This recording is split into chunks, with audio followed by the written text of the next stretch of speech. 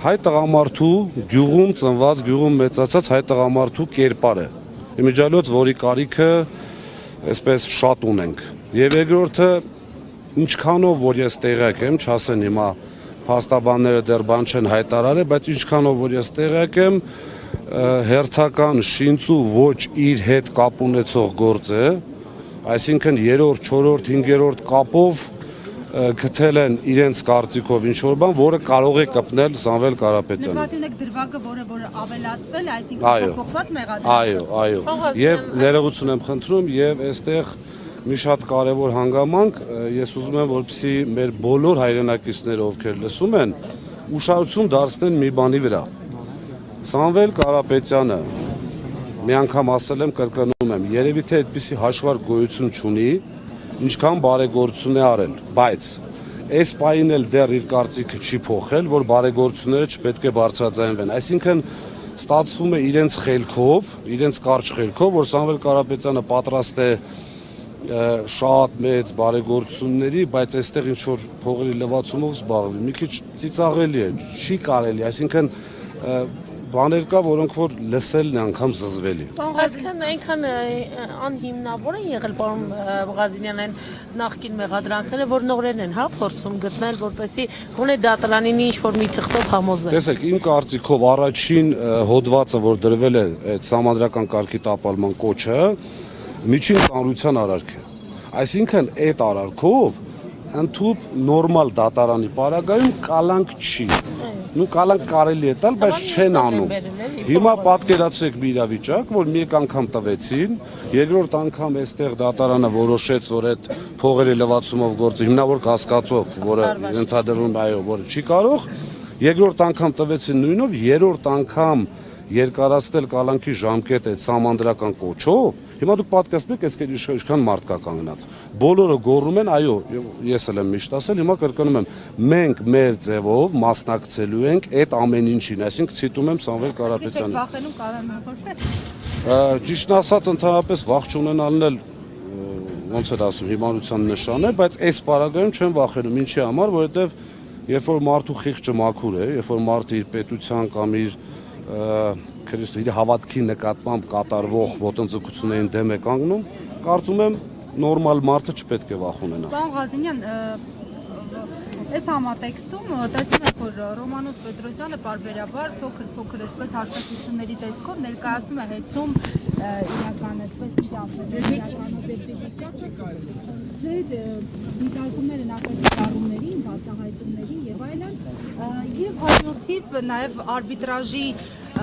որոշման հետ կապված, որն այդպես էլ չկիրարկվեց Հայաստանի Հանրապետությունում, տարբեր այսպես պնդումներ, պարզաբանումներ եղան պաշտոնական, բայց մենք տեսանք, որ այս հարցում Հայաստանի Հանրապետությունը դարձյալ խնդիրներ ունի, ԶՊՄԿ-ի վերջին օրինակը Ոլնորթ ընկերության հայցադիմում է ներկայացվել պահանջը 1.5 միլիարդ դոլար։ Խնդրեմ սրա համատեքստում անդրադառնանք նաև հեծի դեպքին։ Եթե հիշում եք, 1.5 ամիս առաջ ես առաջարկեցի, որպեսզի կազմակերպվի բանավեճ, քննարկում, անունը թող իրենք դնեն հմեկով ուղիղ եթերով։ Ես, հանձնաժողովի նախագահ Մեսրոպյան եւ կառավարիչը։ Եկեք ֆիքսենք, որ ամիս ու կես է որևէ լուրջ չկա, ես այդ էջ ուզում եմ փակեմ, ուղղակի ֆիքսելով, որ վախեցան, չեկան, որովհետև երբ որ բաց ես թողում, իրենց թվում է, թե դե բաց է, մի օր կհամաձայնվենք, մի օր չենք կարող, ֆիքսում ենք, որ վախեցան, փակում ենք։ Երկրորդը, եթե մարդ բան է ունենում ասելու, իր էջով չի նստում գրում, երկրորդ կարծիքը չլսելով, չգիտեմ, գիտեք,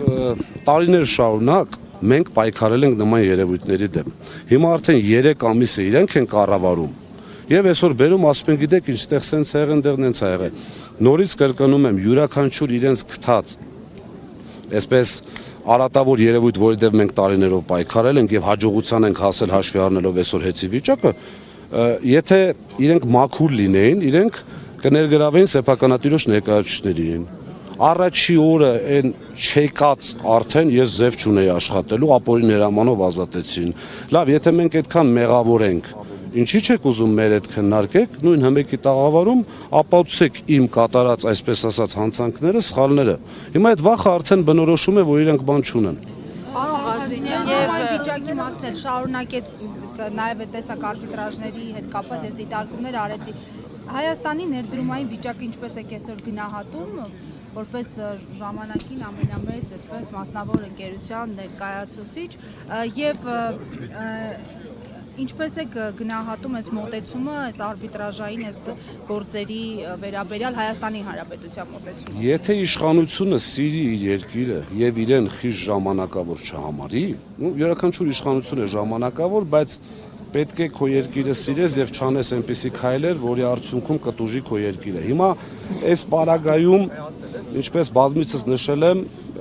իրենց արդարության նախարարը մի անգամ չկարողանալով չկրկնել իրենց ղեկավարի ասածը, որ պետականացվելու, այդպիսի հասկացություն ուղղակի չկա, ասաց, որ գերակա շահով է լինելու եւ փոխհատուցում է տրվելու, այսինքն միջազգային կառույցների կողմից գնահատված ընկերության գումարած 15%, գերակա շահը դա է ընդհանրում։ Իսկ դա նշանակում է մի քանի 100 միլիոն դոլար պետք է վարկային պարտավորությունները վերցնեն պետական երաշխիքով եւ մի քանի 100 դոլար վճարեն Սամվել Կարապետյանին, այսինքն ստացվում է մի այսպես կմահաճույքի կամ վախի պատճառով պետությունը ընդամենը չեմ ուզում հիմա կոնկրետ թիվ ասեմ, որ չասեմ չգնահատած վիճակում թիվ ասում, բայց հավատացեք շատ մեծ թիվ է։ Ինչ վերաբերում է արբիտրաժին,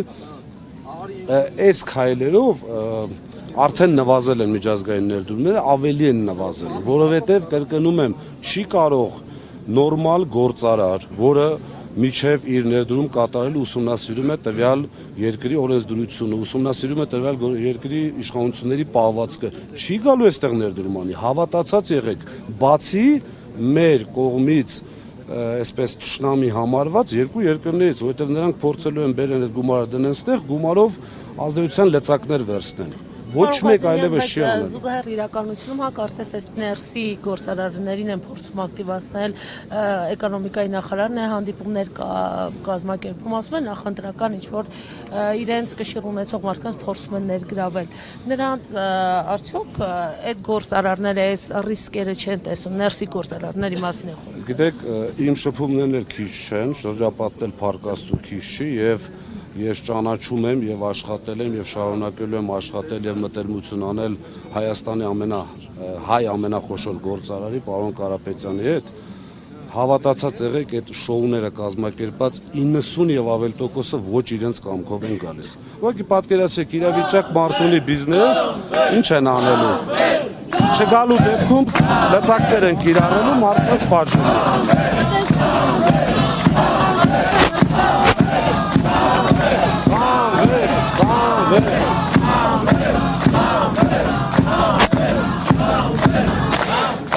Աշխարհահռչակ պաստապան Ամստերդամի այսօրվա խոսքերը իշխանությունը լայն տարածում է ասելով, որ պատրաստվում են գրոհեն Հայաստանը, այն խոսքերը, որ ամեն օր գրոհելու են Նիկոլ Փաշինյանին, մինչև Սամվել Կարապետյանը ազատ չարձակվի։ Ինչ կարող եք այս առումով ասել եւ նաեւ մասնագիտական առումով ինչ է նկատի ունեցել, այստեղ միայն իրավական տարերն է նկատի ունեցել, թե նաեւ նկատի ունեցել, չգիտեմ, քաղաքական գրոհը, այլ գրոհ։ Եթե պարոն Ամստերդամը լիներ Մոջահեդ, կհասկանային գրոհել ինչ նկատի ունի, երևի թե հայերեն այսպես չակերտների մեջ ասածը չի ասել, ստացվելու է, որ այսինքն ինչ է անելու պարոն Ամստերդամը, իրավական ճանապարհով, այո, գրոհելու է, ինչ կա դրա մեջ։ Այդ պարագայում յուրաքանչյուրի իրենց խոսույթների մեջ, իրենց, այսպես ասեմ, քրեական օրենսգրքի հոդվածները չեն հերիքի։ Արդեն չեն հերիքում իհարկե, բայց ընդհանրապես չեն հերիքի։ Երկրորդը պարոն Ամստերդամը ըստ երևույթին, գիտեք ինչ վիճակում է, իրենց չեմ ճանաչում, չեմ խոսել, որովհետեւ չասեն այսպես այնպես, բայց իմ կարծիքով լինելով ուժեղ իրավաբան, լավ իրավաբան, բազմաթիվ պրակտիկայում փորձեր ունենալու եւ չի տեսել այսպիսի բան եւ մարդու մոտ հասկանալու խնդիր է։ Նորմալ է, չէ՞, երբ որ մարդը 30-40 տարի զբաղվում է փաստաբանությամբ եւ այսպիսի աբսուրդ չի տեսել։ Այսինքն այսպիսի աբսուրդ չտենալով այդ մարդու մոտ արդեն, գիտեք, մեկ-մեկ ինձ մոտ էլ հարցազրույցների ժամանակ Փառք Աստծո բարապաշարը փոքր չէ, բայց իմ մոտ էլ է վերջանում եւ սկսում ես արդեն ինչ որ փորձում ես կառավարել, բայց սկսում ես արդեն ոչ Մամուլը, այո, եթե ավարտես, մամուլը գրում է, որ հետի աշխատակիցներին չեն թողնում մասնակցել այս եւ նմանատիպ այլ հավաքներին, միջոցառումներին։ Դուք որպես հետի նախկին տնօրեն նաեւ վստահաբար ինչ որ կապեր եք պահպանում, կան ասեկոսներ ձեզ հասնում են խոսակցություններ այդպիսի դեպքերի իրավացի լինելու մասին։ Քիչ առաջ այստեղ հետի անվտանգությունից էլ մարդիկ են եկել են գույքագրեն, թե ովքեր են եկել։ Իհարկե, այսինքն ես զարմանում եմ, որ դուք զարմանում եք։ Դուք հարցրեցիք ինչ եք եկել, պարոն Ղազարյան, թե Չէ, կարող մի քիչ կոպիտ ելնեի, դրա համար չհարցրեցի։ Մեր նախկին աշխատակիցն է, որը եկել է այստեղ գույքագրի հասկանալու ով է եկել, ով չի եկել։ Իսկ ինչ վերաբերում է ովքեր եկել են։ Գիտեք, Կարող եկել են աջակցեին այդպիսի, տեսեք, իրենք մի քիչ խելոքացել են, ես մի անգամ ասեցի, իրենք խելոքացել են եւ ժամանակին, երբ որ մենք ինֆորմացիաները ստանում էինք, այսպես 5-6 հոգանոց ժողովներ լինում, ինֆորմացիան ստանում ենք։ Հիմա արդեն սովորել են, առանձին են ասում եւ սպառնում են, որ եթե սա դուրս եկավ, խնդիր կունենաք, բայց ախր չեն կարող։ Մեծ կոլեկտիվ է, ինձ մարդիկ տեսնում են, այսպես այսօր հոգեհանգստի է գնացել հետի աշխատակցի, շատ մարդ եկել էին, աչքերով են բարևում, չգիտեմ, մարդկանց աչքերի մեջ տեսնում ես այդ անարդարությունը, ես շատ նորմալ եմ վերաբերվում։ Այո, իրենք չեն ուզում։ Վախ մարդկանց մեծ սերմանեն, որ աշխատանքի Ընդհանրապես վախի մթնոլորտ այսօր երկրում, երևի թե բոլոր նախկին իշխանությունները չեմ կարծում ցանկացել են, բայց ամեն դեպքում չէին ցանկանա, չէին կարող այսպիսի վախի մթնոլորտ անել։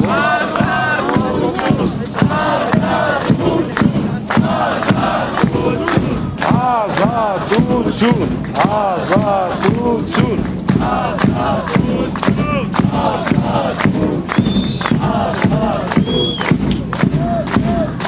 Պարոն Ղազարյան, ձեր վերջին ասուլիսում դուք հարցադրումներ եք որոշակի հնչեցրել եւ խոսելով հատկապես Սարիկ Մինասյանի հայտարարությունների մասին, շատ ծանր էր տարել եւ ասել եք ստի, ինչպես գիտեք, Facebook-ում ավելի շատ այսպես տղայական ռազմորգայի նման ձեզնից հաշիվներ էր պահանջում, մասնավորապես ասես գրել է դրան ասեք, որ հետի ներկայիս վիճակի բացահայտումներից հետո պատասխան ունի տալու Տաշիրի սեփականատերերին, վերջինների սեփականության հանդեպ այդքան ճակերտավոր սրտացավ լինելու համար, պատասխան ուզողը դու չես, դու պատասխան տվողն ես, պատասխաններ եք տալու դուք։ Մի քիչ ոնց ասեմ, այն ժամանակ այսպես պրովոկացիոն հարց հնչեց, անդրադարձա, բայց ես իրեն անդրադառնալը իմ հեղինակությունից ցածր եմ համարում։ Ուղղակի նորից, գիտեք ինչ, այսպես ընդհանուր ասեմ, լավ, տղամարդը երբ որ բերանից խոսք է հանում, պետք է կատարի կամ ներողություն, ապացուցի կամ ներողություն։ Ասել է, որ այնտեղ կան մարդիկ, ովքեր անվճար հոսանքից օգտվել են, այսպես ասած լավ տղաները։ Թող հրապարակի, եթե ոչ տղամարդու համար էլ է, ընդհանրապես մարդու համար սխալվելն է նորմալ։ Կարող է մարդը ասել, գիտեք ինչ, կներեք ինֆորմացիա սխալ էր։ Տղայական, որ ինչ էր լինի, տղայական ճանապարհով ես մի բան պատասխանեմ, տանեն նստացնեն, ինքն էլ ուրախանա։ Բայց ինք ասել եք ցուցակը կհրապարակի։ Ուրա։ Ես իմ ասել էր կհրապարակի։ Դե հրապարակի, մենք էլ ուղարկենք մարդկանց, տեստենք, եղել է այդպեսի, որովհետև այդ ցուցակ հրապարակելն է շատ, հիմա Ռոմանոսն էլ չէ ուզում անունտել, ինքն էլ է շատ այսպես բաներ հրապարակում։ Զինվորական մասի վրա 8500 կիլովատ հավելակում, եղբայր, եթե դու օբյեկտիվ ազնիվ լինես, մի հատ կանչի այդ աշխատակիցներին ասի, այս վերջի 6 ամսվա մեջ ինչ են գտել, նույն անվտանգությունը, իմ կողմից ղեկավարած տնօրենությունը, ինչքան մարդ են ազատել, լավ մեր ձևով, այսպես ասած, պայքարը շարունակում են ու պրիտոմ շատ փնթի ասեմ դե, շատ փնթի։ 8000 կիլովատ էին հայտնաբերել, 8000, չէ՞, քանից էր պարոն Ղազարյան, դրանից ավել էլ չեն հայտնաբերել ու ձեր ժամանակ դուք գրել եք ավելի շատ եք։ Բայջան, ինքը գիտեք ոնց 2000 տեսուչ ամեն ամիս թիվ են գրում։ Մեր հաշվարկային այսպես նոր ներդրած համակարգը ավտոմատ քաշում է, բայց երբ որ ինտերնետային խնդիրներ են լինում, տես չէ միևնույն է գնում 0 գրում է։ Այսինքն դու պայքարում ես 2000 անձի դեմ գումարած ազգաբնակությունը, ովքեր ու ենթադրյալ կարող են գողություն անել։ Անընդհատ այդ երևույթը լինելու է, ոչ մեկ չի կարող երաշխավորել, որ մի տեսուչ չի փորձելու։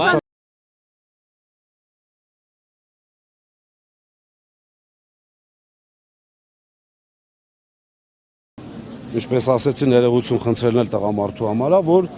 ունեցել ենք այդպիսի վիճակ։ Այո, դա մեր բաց թողումն է։ Մենք Գիտեք, մոտավորապես 55 այսպես շրջանային էլեկտրական ցանց ունենք, 55, այսինքն բացի մասնաճյուղերը բացվածքով, այնպես որ հնարավոր են այդպիսի դեպքեր, էլի։ Այդ մի հենայսուն օրինակ չգիտեմ որտեղ է, մասիվում է որտեղ է։ Այդ մի հենայսան եղած ինչ է, սարքեք թող չնկարեք։ Բայջան, երբ որ ասենք տասնյակ հազարավորներ փոխվել են, հիմա մի հատ այդտեղ դրած չէ, նորից եմ կրկնում, տղամարդավարի ազնիվ լինելով, Այդ մեկն եմ տեսել։ չէ, եթե իրենք ասեին, գիտեք ինչ կա, այս 10 տեղը 20 տեղը փոխվել է, չգիտեմ կամ 100 տեղը փոխվել է, այս մեկը չէին փոխվել, մենք ասենք այո, չենք հասցրել, բայց վերել ներկայացնել, որ ոչ մի բան չի արվել։ Իսկ կարող է դուք էլ գնաք օրինակ ձեր փոխածները նկարեք ցույց տաք, որ մարդիկ տեսնեն, որ նաև փոխել է, օրինակ մեր մարզում փոխել է, մեր համայնքում։ Ճիշտն ասած, ոչ միայն, ախր մենակ հենասյուների խնդիրը չի, մենք բազմաթիվ ենթակայաններ ենք բան արել, վերակառուցել, վերանորոգել, շատ։ Մի մոռացեք հետևել մեզ Facebook-ում, ինչպես նաև բաժանորդագրվել մեր YouTube-յան ալիքին։